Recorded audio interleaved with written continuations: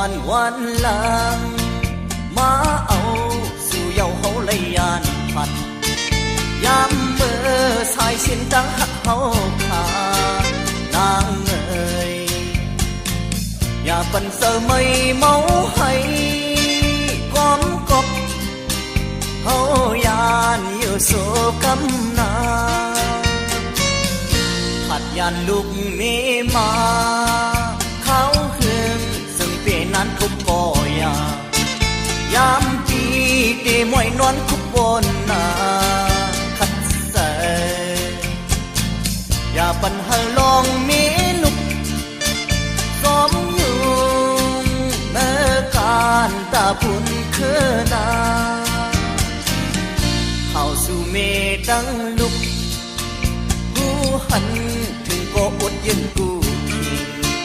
ว่าศาสตร์พันปีอันปนลับเสีนางเอ๋ยแก่นเสยถึงลุกมีก็สายทีมีการตาพุนคือเล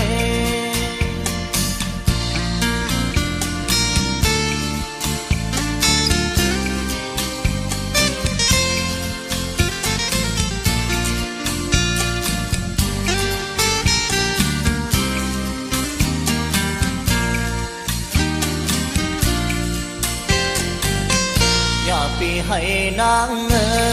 ยเย็นเสอคอยโคตรนว่าไม่เลิศน้ำตาสู่ไหลย้อยนั้นเฮอนางเอ๋ยอำหึงเตไหลขึ้นคอยมีซ้ำหิมกันต่อสู้สุดปานอย่าปีให้นางเอ๋ยเย็นเสอเพิ่งก็ตื่นว่าไม่เลิศน้ำตาสู่ไหลย้อยนั้นเฮอนางเอ๋ยอำพึงเต